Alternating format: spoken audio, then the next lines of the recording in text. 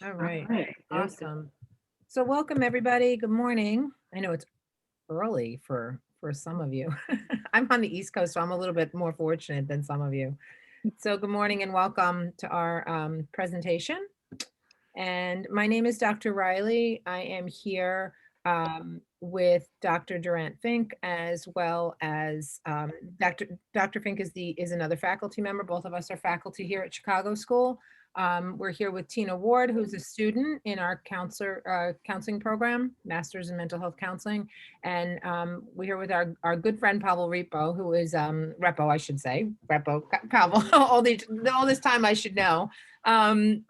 Who is the executive director of a not-for-profit and that he'll be talking about called Find Mind this morning. So I'm just navigating. I'm having a little trouble navigating, so that's why I've got a lot of things going on here. Okay, so yeah, I can move the screen. So I'm just going to give you a general overview of who we are and how we've come together to do this presentation for you. Hopefully spark some interest in some of the work that we're looking to do and bring some more people on board that are interested in what we're doing, and kind of just answer some questions that you might have about the very grassroots basic work that we've started to do to come together and how we've kind of found each other.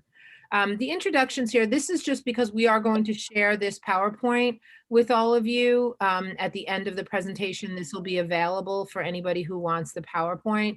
I'm not going to read all this to you, but I just wanted you to know it's there. So if you want to kind of go back to see who we are or some of the work that we do, that you'll have it here.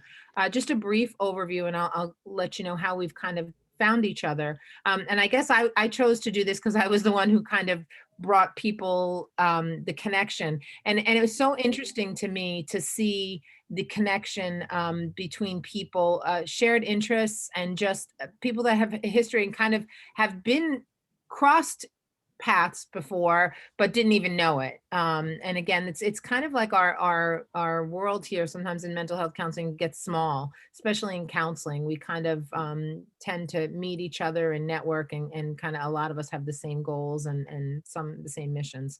So I'm Dr. Riley. I'm a licensed clinical social worker and counselor from New York State.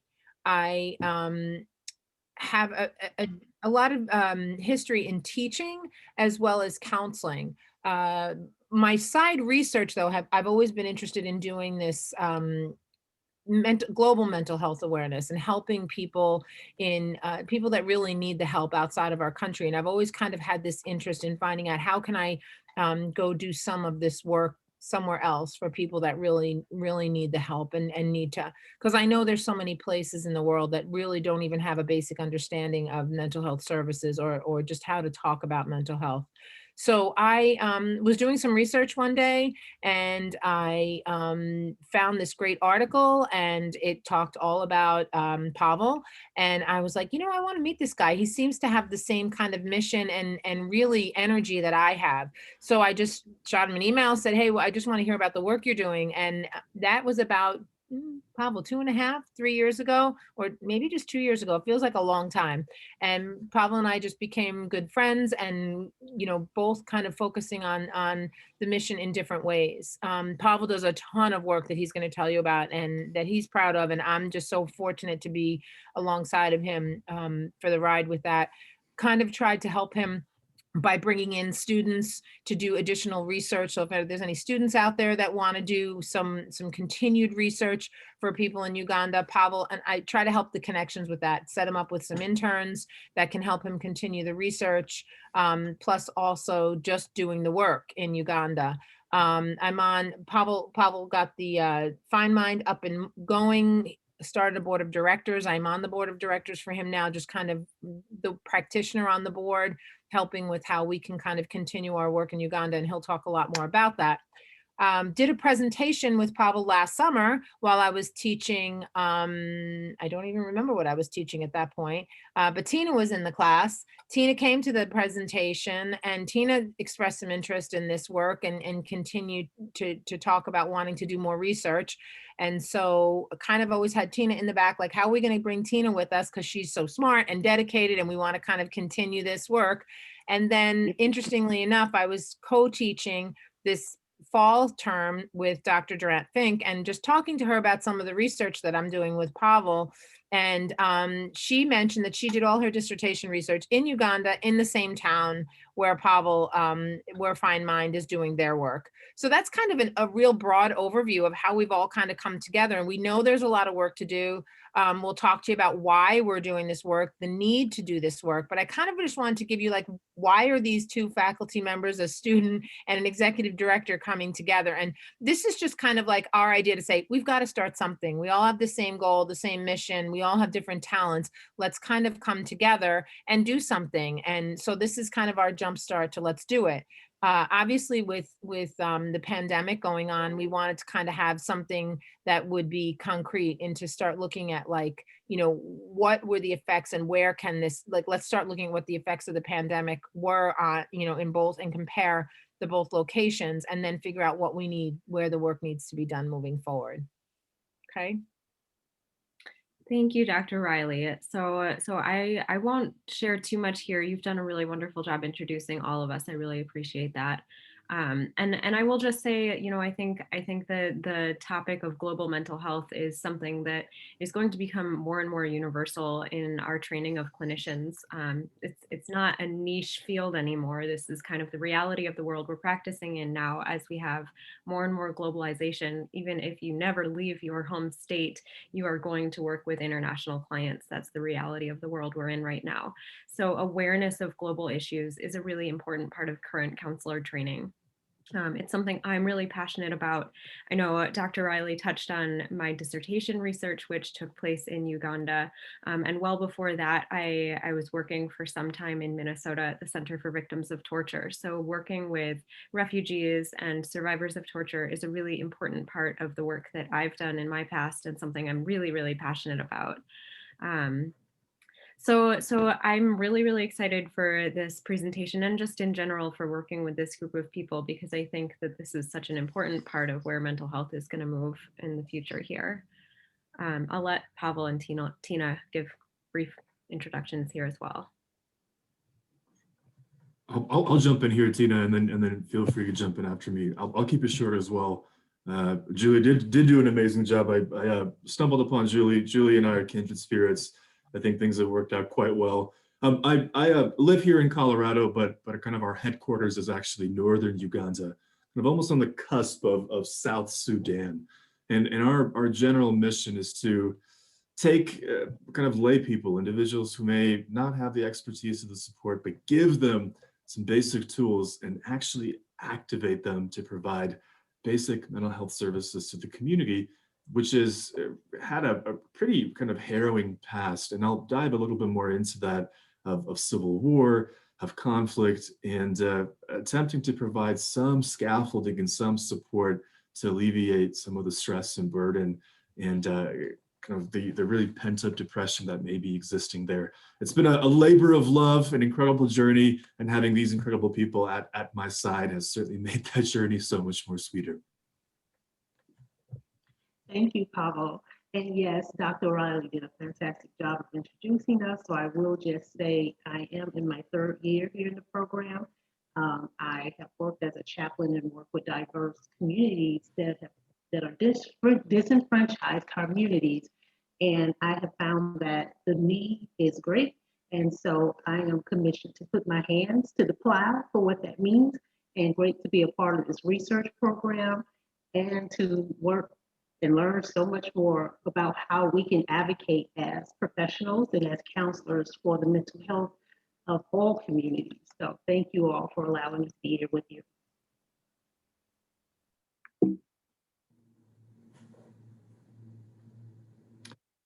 I'll dive in here and give a little bit kind of more of the meat and potatoes, the nuts and bolts.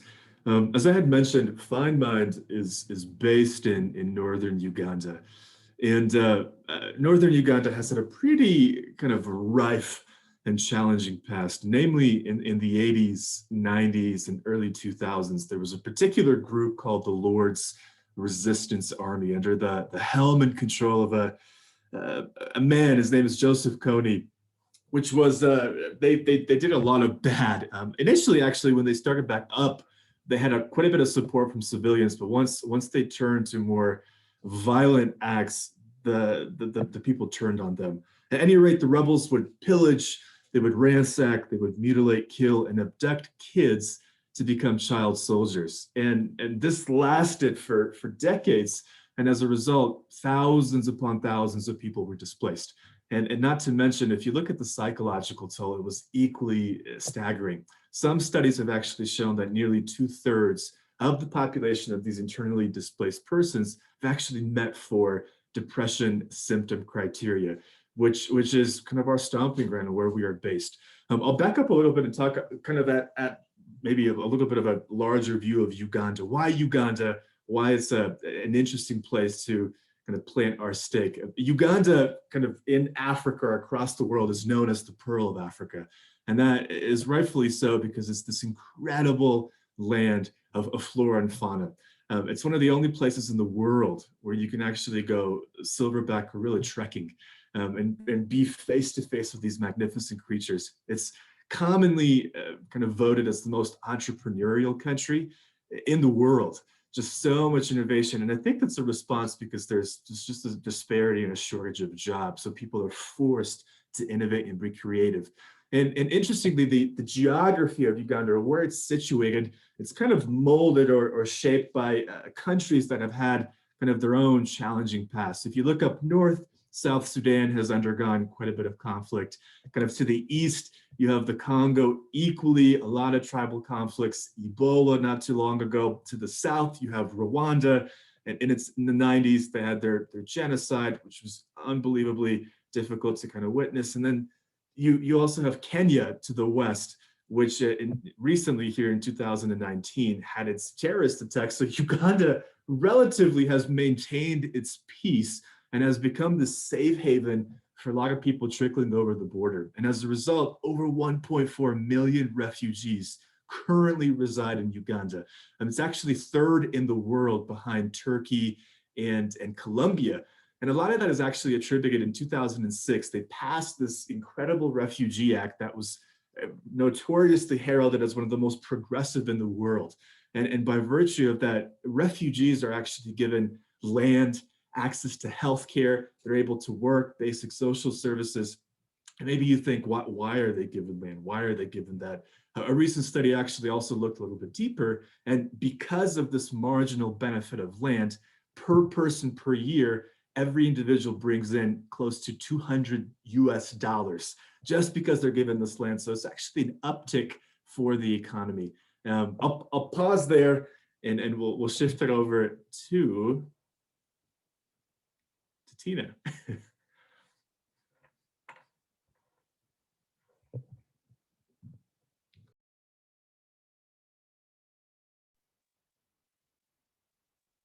Okay, I apologize, I was on mute. All right, so the COVID pandemic, as we know, it is impacting multiple layers of the lived experience, if you will. And as Pavel just pointed out, some of the very same effects that are happening in Uganda are happening here in America. So one economic professor stated, he said, this is like a hurricane hitting the whole country. You know, it's a titanic event and it must be treated as such. And that is David Coulter. He's a Oda Eckstein professor of applied economics. And he goes on to pose this question: what might COVID-19 cost the US? And he poses that it will be 16 trillion, pending if the pandemic ends by fall of 2021. And so there have been like 4 pandemics over 130 years, as we know. However, COVID-19 has surpasses them all. This pandemic has magnified, as already stated, pre-pandemic issues for various people groups, and has intensified discrimination and stigma, poverty, gender biases and violence, healthcare, unemployment inequities. And for instance, the research indicates that healthcare disparities between Black, whites, and immigrants here in the US are due to adverse social determinants in the healthcare system. And so in a conglomerate of these factors, it sheds the light on the most devastating outcome overall, which that is mental health. Research poses that the two leading causes for the mental health disease with the COVID pandemic is fear of becoming infected and or dying, or the loss of employment. So a research study rather, should I say, that was performed by a psychiatric case control cohort, it compared perceived mental health impact and coping and changes in depressive symptoms, anxiety, worry, and loneliness before and during the COVID pandemic. So this study took into account past research as well as research done over like the past several months. And the way that they came up with their research knowledge is through a method of questionnaires that they presented to people. And I think the median was like 1,181 people who had pre-existing conditions pre-COVID, and others consisted of a median of like 336 people who did not have existing conditions to COVID. And the findings show that both groups report experiencing these four mental health symptoms that I just previously stated. So, and it showed that, of course, those with pre-existing issues, theirs were higher than those who had not had existing conditions prior to COVID. So another area that we see this impact is having and causing mental health issues, where it's all like intertwined, is with the unemployment. So it said that this is the highest unemployment since the recording of data, and it's trickling into the family. It's causing emotional aggravation. It's causing family violence. There's just so many things that are threatening the emotional health of people, with the education being another factor. And so in the area, it's gravely impacting the pandemic, the education department, that is, and it too is having an impact on the mental health condition of the country, according to research. So research suggests that learning loss would probably be most significant among like low-income Black and Hispanic students. Low-income students are less likely to have access to high-quality remote learning or to conducive learning environments, such as quiet spaces and minimal distraction. They may have to share devices with other siblings. High-speed internet is an issue, and maybe having parental academic supervision. So also in a research study, in the 7th-month research study for Curriculum Associates, the creators of the iReady digital instruction and assessment software, they suggest that only 60% of low-income students regularly log into the instruction programs, and 90% of high-income students log in regularly. The engagement rates are pretty low. Only 60 to 70% are logging in regularly, and these results suggest that Black students may fail behind by 10.3 months, and Hispanic students by 9.2 months, and low-income students by more than 1 year, due to it's projected that they would lose have a loss of education. So this gap has increased significantly to like 15 to 20% as far as the learning curves are concerned. And so the learning loss and high dropout rates are not likely to go away as the pandemic recedes, for what that means, and as the school year returns. On the contrary, it is believed that they may translate into long-term harm for individuals and society. According to one research, it is estimated that the average K through 12 in the United States could lose 61,000 to 82,000 in lifetime earnings. And these are high and worse for Black and Hispanic Americans here in the US. And while it is estimated that white students will earn 1,348 a year less, this is still higher than those of their counterparts. And so lastly, it also, the impact that it's having mentally is also showing that in addition to adverse effects of learning loss and dropout rates, other or harder to quantify factors could exacerbate the situation. For example, the crisis is likely to cause social and emotional disruption by increasing social isolation and creating anxiety over the possibility that parents may lose jobs and loved ones could fall ill. So children are now taking on, one person stated as a triple whammy as opposed to a double whammy. And so milestones such as graduations and ceremonies have been disrupted. Their extracurricular activities have been disrupted. And so these challenges can reduce academic motivation, it can hurt academic performance and general engagement levels, and cause students to develop long-term mental impairment. And so for our next slide, if someone can please, I'm not able to, okay, yes.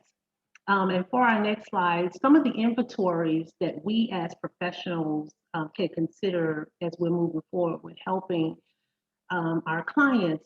So we're considered frontline workers, right? And so as frontline providers, psychologists aid those, we aid those who are affected by the COVID pandemic. And so there are mental health tools that we can use, and they are very essential. Such tools help with early detection, pre-existing illness, and assess the pandemic impact on the mental health. Other advantages for using such tools, it minimizes or observes the biases and standard cutoff. It compares various countries to let us see, where we're faring. Multiple subgroups of population versus male and female, healthcare versus non-healthcare frontline workers. It gives guidance to mental health professionals to understand who are higher risk for psychosocial issues.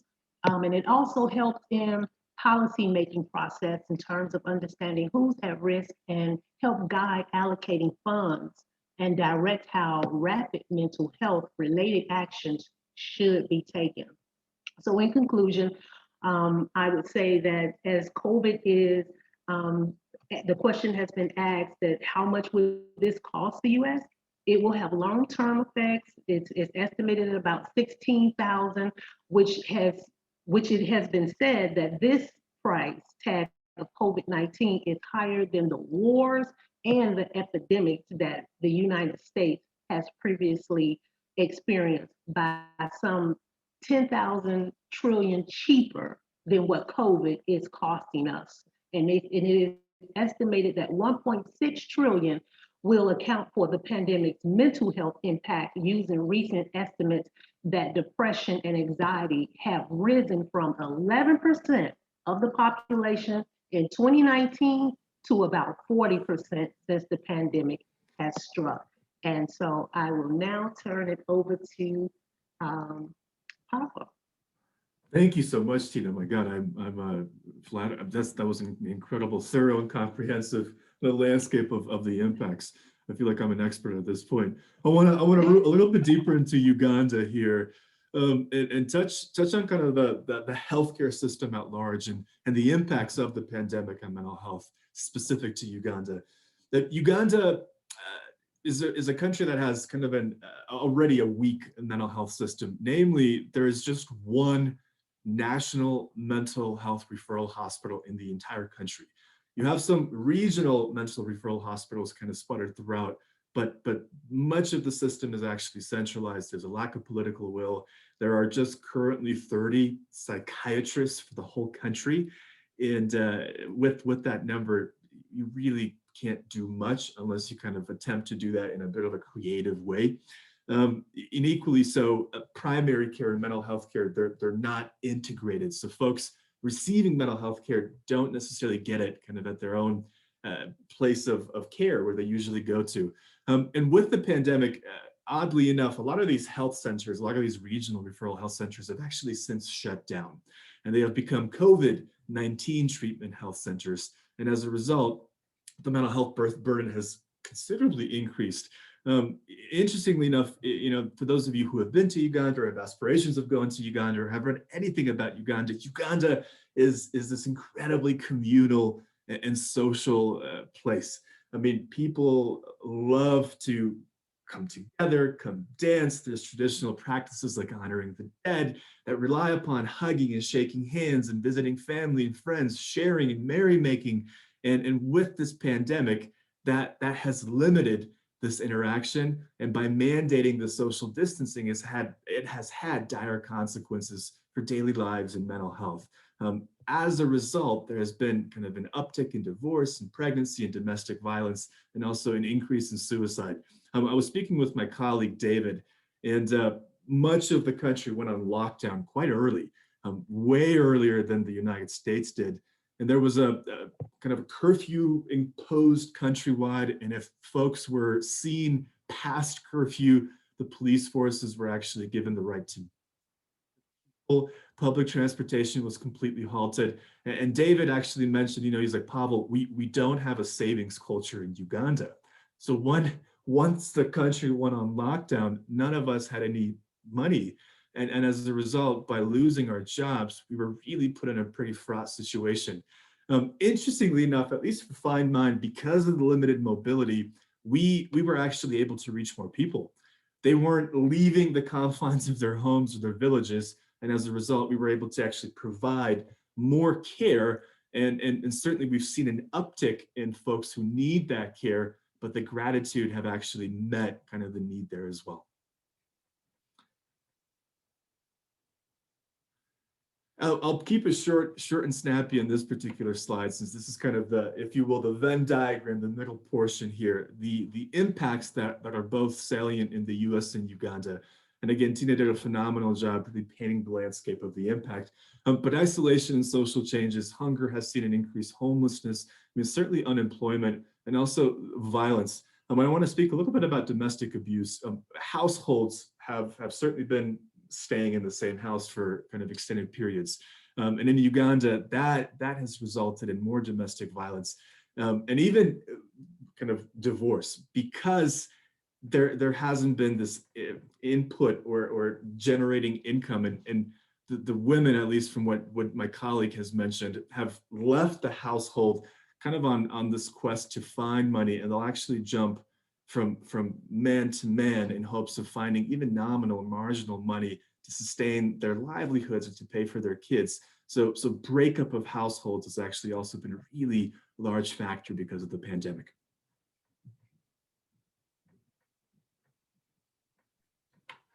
I'm going to talk a little bit here about just some of the things we have to look at overview, but I kind of want to segue from just giving my practitioner experience here in the US before I go into this. So I have a counseling practice, a pretty large counseling practice in New York. And what I'll tell you is what we're seeing exactly, it aligns very much with what Tina talked about in the US. And then similar to some of the things that Pavel's talking about in Uganda, we're seeing here. Family counseling. I mean, I'm getting calls every day from people who are just looking for counseling for their 11-year-old who feels like she needs to talk because she's just doesn't understand the feelings, all the way down to 6-year-olds, families that are just really struggling as a result. I think just the fear, the worry of unemployment. And I always think when I get these calls and when we're working with these families, I'm doing a lot of normalizing with families, like basically just saying, look, everybody's feeling this way. We're all just kind of don't catastrophize. Hopefully, this will be over. We'll just kind of everybody feels it. Let's identify the feeling and then let's kind of just go with, what we can do today, and when I find myself doing that, I often think about things about people in Uganda and how the baseline is just so different. The baseline is just they struggled so much with mental health. understanding stressors, basic stressors. So now how do you, how do you add this in and things like that? So when we talk about that, we're talking about really, human rights considerations and what is going on. We don't have, I was thinking when Pavel talked about David saying that, they don't have a savings culture. It's like for us as a counselor, when somebody comes to us, we're looking at Maslow's hierarchy of need. We're not going to talk to them about, self-actualization when they don't have any housing. We have to talk about the basic needs first. And this is where we're talking when we go to Uganda, we're talking about the very basic needs are not being met. So then there's no even awareness of what's really going on now. And just add to that, the pandemic is just made it so much worse. So when we talk about the living conditions, it's just there's no water in a lot of these places. So if you talk about the pandemic and think about what were we told in the US? Wash your hands, wash your hands, wash your hands, right? Okay, well, that's not so easy. Okay, soap and water. I remember David asking Pavel and I at the very beginning of the pandemic, could we put together, funds so that a lot of the different storefronts and different things were just shutting down, and what they needed was soap. So they needed a lot of soap. They needed ways to access water. So things we don't even realize that we just take for granted are really the bigger issues in Uganda. So yeah, that whole idea of the living conditions and the water. Also, the stigma and isolation, in the US, I don't know if we talk about different things like people thinking that immigrants and refugees are bringing the pandemic, so there's this whole idea of how can we help, and are they bringing that, seeing, okay, it's a natural fear factor for people. The stranger, is going to bring the virus. And so there's that whole stigma of that going on. Again, in Uganda, the lack of information, one of the things I'll tell you, some of the work I was really kind of taken back. I mean, I know that there's a lack of water. I know that, living in these very needy, poor countries, I kind of had an idea, but until I was working one-on-one with students and trying to connect students to students in Uganda, you don't realize that the internet is a luxury. It's something, they don't have this access to the internet that we can have to get the information. Very wealthy people maybe have internet access. Otherwise, they have to go to different places to get internet access to get this information. And so we're talking about during a pandemic, public transportation is shut down. How does anybody get any information? I mean, think about how we were able to get information when we were kind of locked up in our homes. We were able to, to log on and try and get some information. Again, the income insecurity, the violence, and the increased anxiety is just something that we're seeing in Uganda. We're seeing that, yes, in the US, but obviously everything is just kind of magnified because of the baseline. Again, lack of water, close living conditions too. That's the other thing. People living on top. How do you social distance when multiple family members are all within the same home or in schools? I read a book about schools, how you could put 200 students in an elementary school classroom, 100 students, and I'm sure Sarah can talk more about what she experienced, but tons of students in one classroom. And again, Pavel talking about the culture of people being close and being okay with being close in large crowds. That's a problem with the pandemic for health regulations. Refugees are frightened to seek help. Think about that. Because of COVID relies on people to feel the symptoms and then go to the doctor and say, this is what, so in order to stop the spread of a pandemic, people have to be comfortable in asking for help. And, refugees tend to be very fearful, as well as not, a culture of people not asking for help and not seeking out help in that way.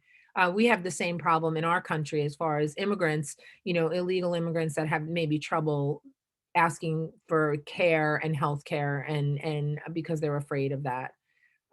Again, we talked a little bit about the public transportation in Uganda being suspended and just so many reasons why that's an issue, with lack of information, with water, with hygiene and all kinds of medical services.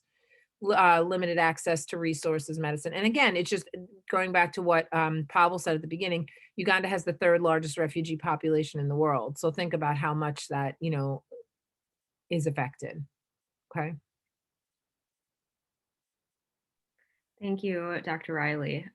So I will just touch a little bit before I move on to our next slide here. I want to touch a little bit too on this idea of that kind of fear, the piece of fear among refugees in particular, not wanting to report symptoms, not wanting to seek assistance, and just talk about kind of part of where that comes from. Some of it may be in the US, especially, it may be looking at either illegal immigrants who are afraid of repercussions of reporting their symptoms.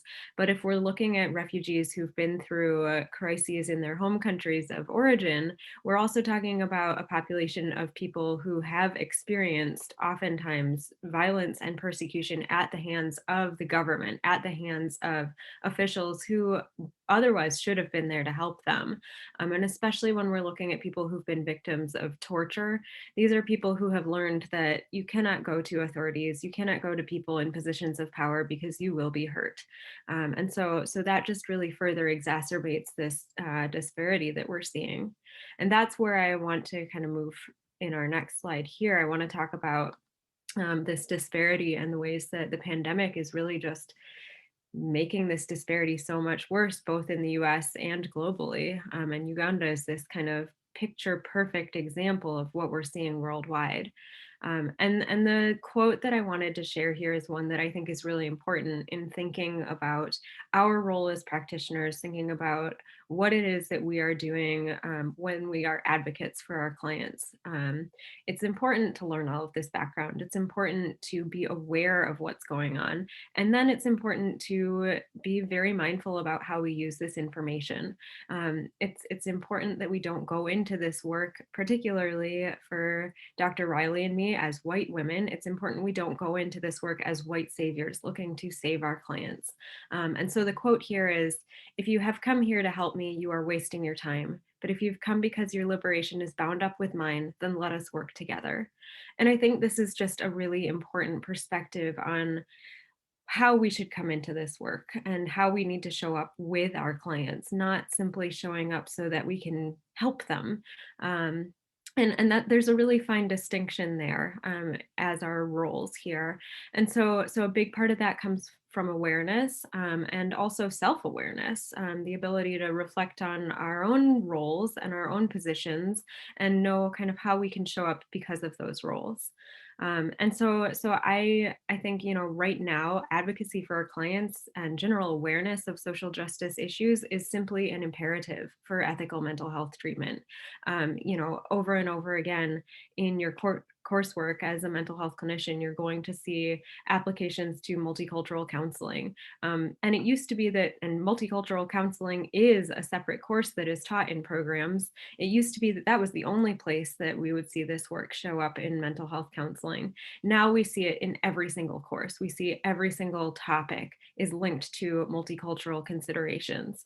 And it's really important that this is not something you're just paying lip service to. It's something that you really truly incorporate into every element of our practice. Um, and I think a piece of that advocacy is just general awareness of the reality of oppression for people of color, both in the United States and worldwide. When we look at this disparity, we need to be real about the fact that there is oppression in our history, there is oppression in our current operating of this country and globally. And we need to take that into consideration when we're creating our treatment plans and approaching how we work with our clients. If we're not recognizing that reality, we are overlooking a really important aspect of the trauma that our clients have experienced. And then I think another important piece to look at here is that kind of back and forth of zooming out and zooming in. You know, we take a look at these global issues, we're kind of zooming out to take a look at what's going on a social level. And then we say, okay, well, now that I know that, I'm going to zoom in and look at my clients on a personal level. And what we're doing is we're working on this individual personal level so that we can affect some change on a broader social level. It can be really overwhelming as we learn about these things to say, well, what now? What's my role? How can I fix these gigantic problems that we're seeing worldwide?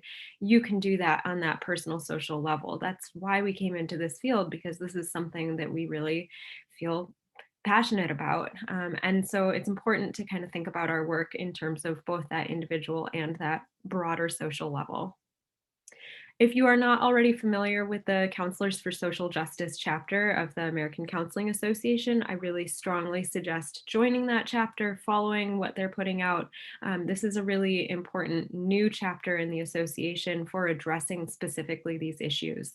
And quite recently, they put out a statement after the January 6th insurrection, kind of reflecting in general on the role of counseling, and actually calling out quite blatantly the culpability of the counseling professional. And so I included this quote as well in their statement, saying that it's imperative for counselors to continue the ongoing self-reflection process of our own personal biases, identify how to use our privilege and voice to share the difficult historical truths which are often whitewashed, call out racism wherever we find it, and deepen our understanding of how none of us are free until all of us are free. This work is so important, and it's about so much more than just simply recognizing it and reading about it and seeing it. It's also about doing that internal reflection and knowing kind of where your role is within that system. We can't do this work with our clients unless we have done this work with ourselves. So from here, let's see, we've got about 15 minutes to move into a discussion, and we have a handful of questions for those of you who have joined us here today. And we'll kind of use these as a jumping off point, but I would also really like to have some time for your questions for us. So general, I'll just kind of put all of these out at once, and we'd love to hear from all of you who are participating here. Why do you think this is important? Why do you think it's important to be aware of global mental health concerns? How do you personally see yourselves increasing your role of advocacy and social justice in the work that you do right now? And what do you think are the most important next steps in addressing these issues? And you can type your answers in our chat box, and Brittany can share that with us, or you can hop right on and share out loud.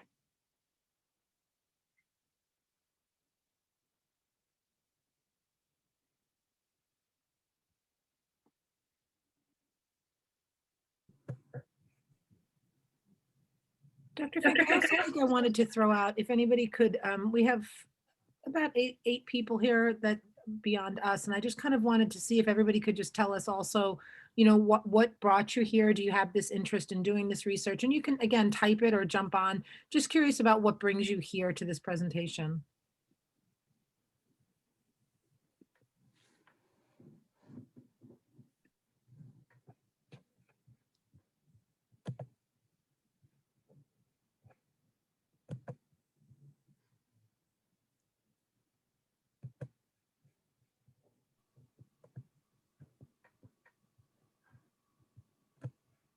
All right, well, if there are no questions for us, if nobody wants to jump in with this, and Brittany, I assume is not seeing anything in the chat to be discussing here, then maybe something we can do here is just a brief kind of informal discussion amongst the four of us, kind of touching on some of these questions.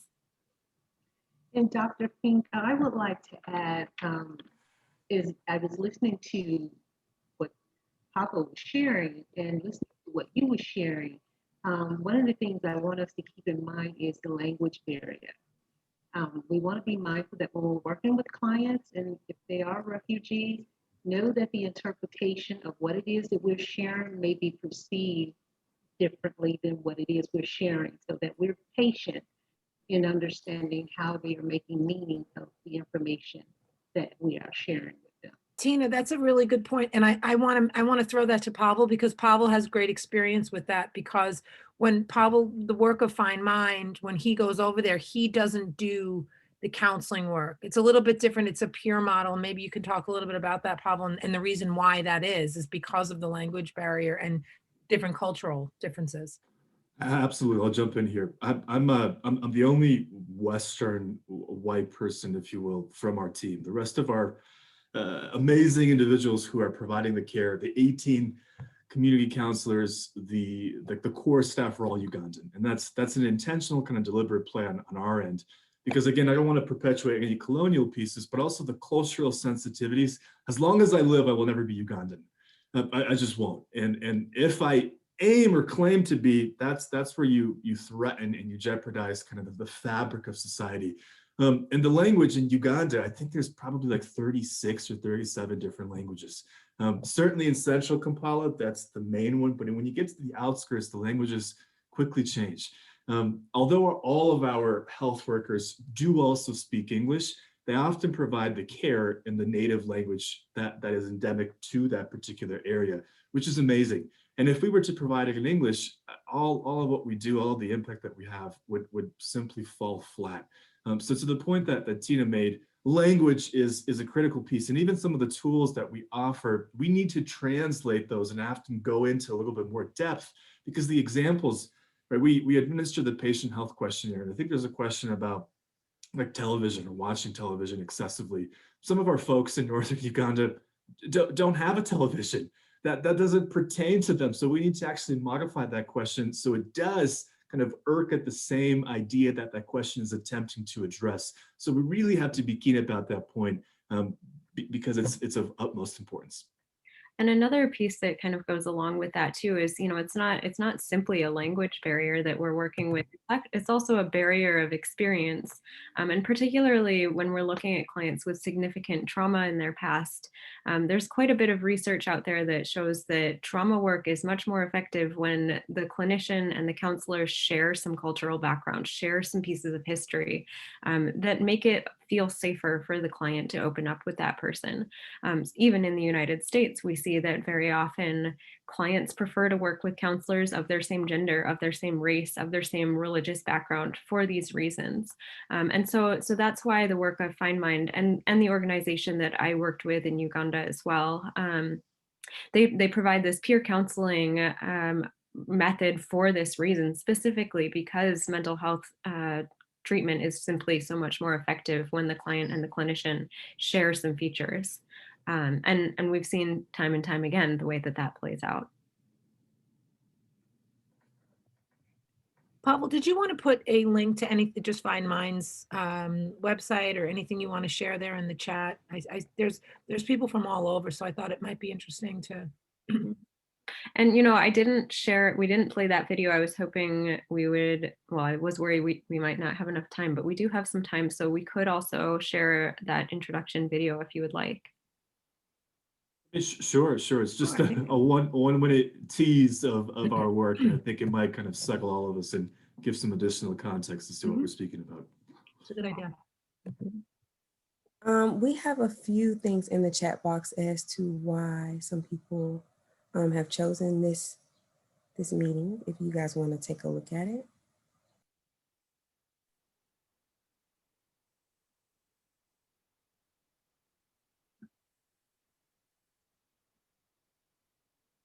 That's great. A lot of clinicians I'm seeing. So that's why I wanted to kind of, anybody that wants to come along, with us, come on over. Pavel, I know I'm sending everybody to Pavel, but Pavel's always like looking for, especially that's kind of where we can, I think, continue to grow. We need a little bit more help in the clinical piece to kind of continue to mentor some of the peers that we have over in Uganda. So if anybody's interested, probably your contact information too.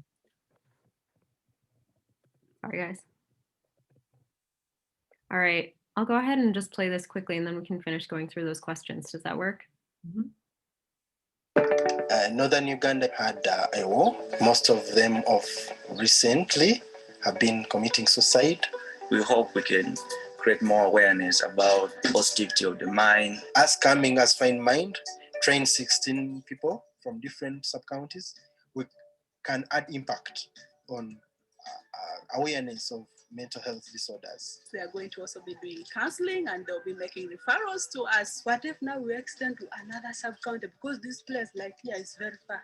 Not all people are managing to come up to here. I anticipate it's very good if we add it into our curriculum.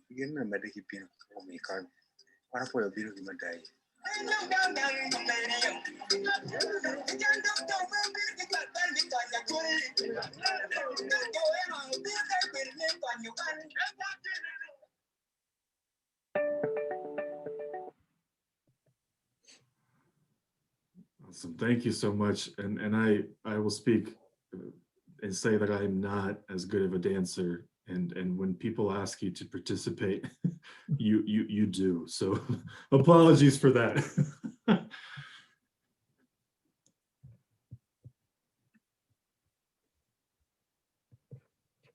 I don't see any questions here. I think everybody just kind of answered what they're doing here, which is great. I hope, looks like people outside of the Chicago school, which is awesome, and just kind of learning a little bit more. And we have a lot of work to do in so many different areas. I mean, obviously brought by, we had a lot of work to do always, but now this, I don't even know where to begin. We have a lot of work to do here in the US as we jump back in, hopefully getting life back to normal. So, and we haven't even begun to touch anything of the work that we need to do moving ahead in Uganda. So anybody that's interested in continuing this mission with us, whether it be with research, whether it be helping Pavel with any kind of insight or clinical expertise, or you know, we're open for ideas, and obviously there's a lot to do and a lot of help needed. So. And with that being said, Dr. Riley, as we have learned recently in the news that the COVID disease is causing mental health on a whole nother level in that it's impacting the brain from what they're saying. People are experiencing psychosis disorders that are temporal and some that are going to be long-term. So the support in Uganda, I'm sure, is going to be needed on a whole nother level. So if there are donors out there, people who have resources that you can connect to Pavel, it's going to be greatly needed, because outside of the vaccine, there'll be long-term issues in trying to help rebuild the population of just humanity. Mm-hmm. Great points. Great points. All right. Well, anybody, I don't think anybody has any more questions. We should probably end it out now, right? Dr. Fink, Brittany, we're good. Yeah, that sounds good to me. All righty. Thank you, guys. Thank you all Thank so you, much. everybody. Thank you so much. I'm going to put, I know Dr. Fink left already. I was going to say our contact, but that's okay. We're good. All right, I'll stop Okay, for a I can second. stay open until everybody logs off. I'm gonna stop the recording now for you guys, okay? Okay, that's great. Wonderful. Thanks. You're welcome. Thank you.